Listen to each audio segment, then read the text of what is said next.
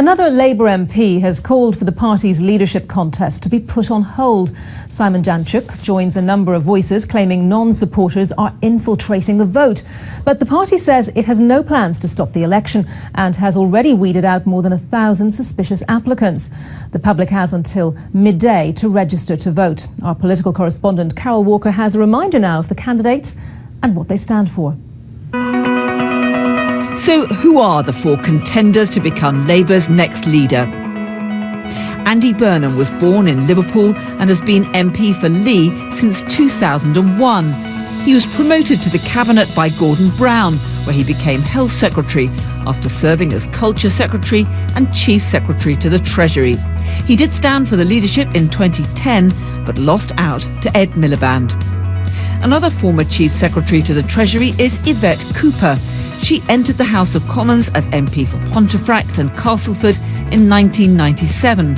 She's been Shadow Home Secretary for the last 4 years, taking on the Home Secretary, Theresa May, over passport delays and border controls. She did not stand for the leadership in 2010, but supported her husband, the former MP Ed Balls.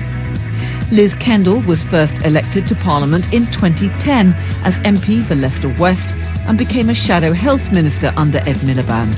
She's a former special advisor to the acting Labour leader Harriet Harman and ex-minister Patricia Hewitt. Seen as the most Blairite candidate, she supports the role of private and voluntary firms in the health service. Jeremy Corbyn, MP for Islington North since 1983, is a left-winger who has opened up a fierce debate about the future direction of the party. He's a serial rebel who voted against the party leadership more than 400 times when Labour was in government. He scrambled to secure the required number of nominations before the deadline to get on the ballot paper. But the polls and the bookies suggest he now has a clear lead in the race to become Labour leader. The result will be announced at a special conference on the 12th of September.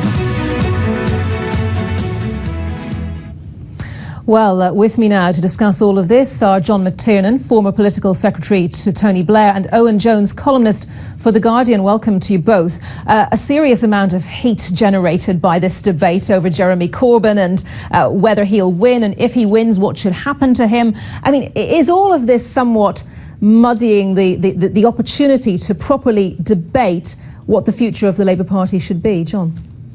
Well, look, I think it is. I think that what's been lost in all this is the fact that the election defeat in May was one of the worst in Labour's history. It's absolutely one of the worst in Labour's history.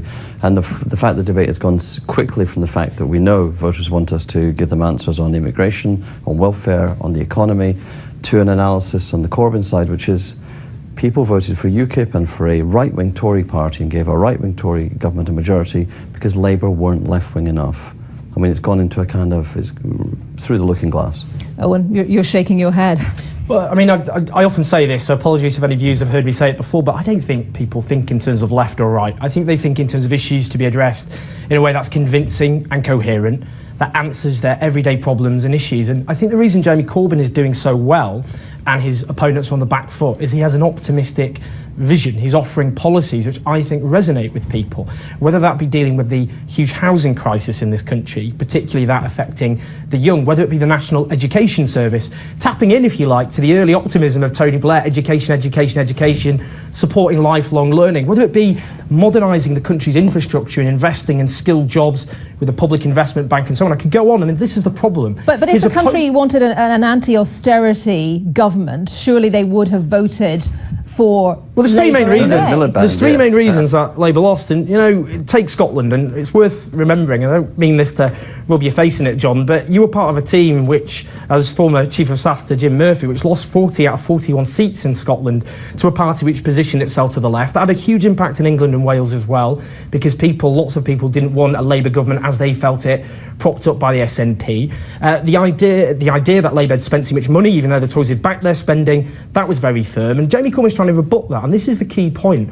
I think when it comes to winning back Scottish voters, when it comes back to winning people who haven't voted, whether it comes back to Green voters and indeed UKIP voters, many working class people who voted for that party, I actually think Jeremy Corbyn is best positioned to do that. But it has to be an open, democratic, friendly debate about issues, not about personalities, and that's the problem with this debate at the moment. John, let's come back to the fundamentals of this. First of all, as we said in the introduction, you know, a number of people are saying that non-supporters are infiltrating the vote, people who wish to skew the vote in order to affect what happens to Labour in the future. I mean, do you think fundamentally that the Labour Party's system for checking applications, for weeding out suspicious applications, is robust enough?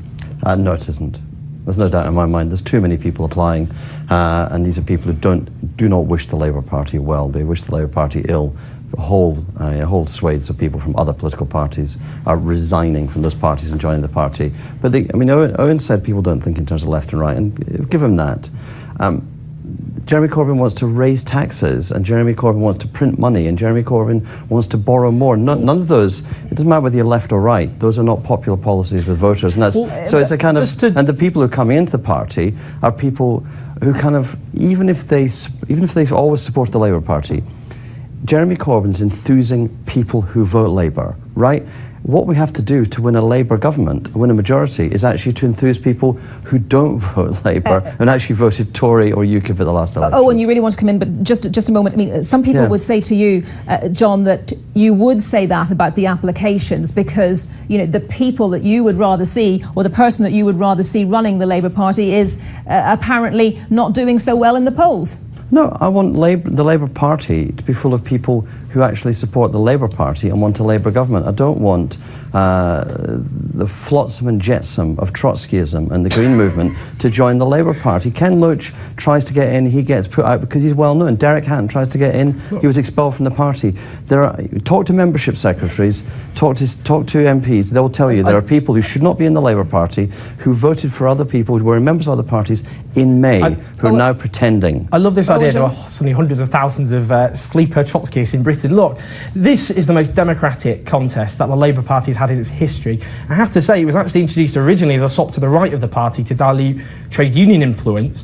Tony Blair himself, when it was introduced by Ed Miliband, said he'd wished he'd introduced it himself at the time. And according, you know, Jeremy Corbyn has topped constituency Labour Party nominations. He's been cheered in every single hustings the most. And the YouGov poll suggests, whether it be members or people who've paid £3, he's topping it. Now, that poll, I think, may be overstating Jeremy Corbyn's lead, but it suggests support across the board. And just quickly on those policies, because policies are important, he's talking about increasing taxes on the rich. That is very popular. He's talking about quantitative easing instead of using it for banks to invest in infrastructure, which is backed by senior economists. We're printing money at the moment, but it's for banks. The whole point of it is to use that for infrastructure instead, to reflate the economy and actually create skilled jobs in infrastructure, modernising the economy. I think that's a healthy thing to do. But a fair number of people in that YouGov poll who said they would vote for Jeremy Corbyn also said they would do that even though they didn't think that he could win the next election for Labour. I mean, what on earth is going on there? Do you know, why would you back someone you don't think could win? The candidate in that poll who was, according to Labour members and supporters, who was the least electable by a landslide was Liz Kendall. So don't forget that. Yes, of course,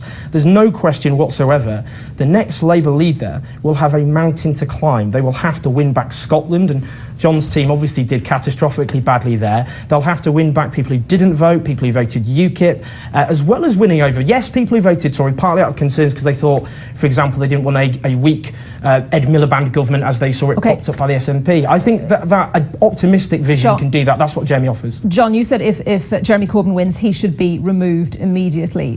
Where is democracy in that? Every single day, if Jeremy Corbyn was leader, is a wasted day for Labour, a damaging day for Labour, a day in which Labour goes backwards. The country cannot afford another Tory government in 2020. But isn't that cherry-picking democracy? No.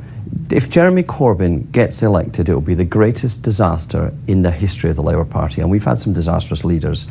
Every day he's allowed to stay in office is a day that destroys the Labour Party. If you want an alternative to the Tory government, you have to vote for anybody but Corbyn. If you want a Labour Party that can form a government, that man cannot win, and if he wins, he cannot stay. Is there an issue with the other candidates not actually standing up and making a good case against Jeremy Corbyn? Are they fighting hard enough to make their point of view come across? Look, in my view, Andy Burnham should have attacked Jeremy Corbyn from the get-go. I think he was soft on him. I think Jeremy and Yvette should have taken on some of the presuppositions of Jeremy Corbyn. The notion, the absurd notion that you can fund everything in the country that's wanted and needed by the country through a magic money tree, that's been taken on head-on. Oh, Owen? Well, no, absolutely not. I mean, look, the whole point is if Jeremy Corbyn wins, he wins because he has an overwhelming, decisive mandate from Labour members and Labour supporters. It would be beyond contentious towards democracy and be seen as such by the country if the Parliamentary Labour Party repudiated that. And yes, of course, the reason Jeremy Corbyn is doing so well is the heirs to New Labour have no longer anything to say. They have no vision, they have no clear policies. New Labour originally wanted investment in public services. They don't support that. They repudiated Labour's spending record. They used to have things like the minimum wage, fantastic achievements, tax credits. They now, many of them undermining that as well. If the other candidates offered an optimistic, clear, inspiring vision, they would be doing a lot better. Jeremy is, that's why he's doing so well at the moment. There's no doubt about that. John, is it the right time now for Andy Burnham, Yvette Cooper and Liz Kendall to get together and say, two of us have to step down from this, there should be one candidate against Jeremy Corbyn? They should get together, and what they should say to the people who are going to vote for them is, if you vote for me, do not give a second or a third preference to Jeremy Corbyn. If you're voting for me, you're voting for any candidate for the leadership apart from Corbyn. That's how they can draw together. An AV system you don't need to withdraw to get the votes to transfer. And I just want to say, the most absurd thing I've ever heard, genuinely, in my life in politics, and I've heard a lot of absurd things, is Owen Jones trying to claim that he and Jeremy Corbyn are the Blairites now. No, we're defending the great achievements of New Labour, which I'm afraid you repudiated. I'm very proud to do that. Most ludicrous thing I've ever heard in my life. And you don't believe it. It's a tragic irony. It's a tragic irony. You don't believe Corbyn's elected. Can I just respond to that? Can I respond to that? It's so ironic that I was an arch critic of so much of what Blair and Brown did, deregulation of the city, the war in Iraq. When it comes to Labour's spending record, that what has happened is which was backed by the Tories at the time, they backed every single penny. I have been out there for the last few years defending Labour, of Brown and Blair, that era, from that charge against them. And I have to say, John, you've yourself played a destructive role in this. You called people morons for supporting Jeremy Corbyn. This to John, so this is a kind of, YouGov doing a service to sleepy Labour voters to wake up and smell the coffee. Or is it? There may be many people who want a left-wing leader. Exactly. What does this say? This one single poll say? The first thing it says is the moronic MPs who nominated Jeremy Corbyn to have a debate. It includes John Cruddas, need their heads felt. They need their heads felt. They should be ashamed of themselves. Well, hang on. You can say that. But then what you might say, this is actually morons. They're morons, right? That's the first thing. The second thing is. But these there are actually. You do accept there are Labour members and indeed people in the country that do support Jeremy Corbyn. I mean, it's not a chimera. Political parties are full of suicidally inclined activists. Okay. And clearly some of our members are suicidally inclined. I'm afraid all that has done, if you really want to take on the Corbyn campaign, you played right to their hands, because that negativity, I think people are sick of it in politics. In a line, John, do you want to respond? Both Owen and me are commentators. We don't shape opinion. What we say is express our views. The Labour Party needs to be saved. The Labour Party was saved by the right before, it'll be saved by the right again. OK, I'm afraid that is all we have time for. First word and last word. I'll let you off, though. And Owen Jones, thank you very much.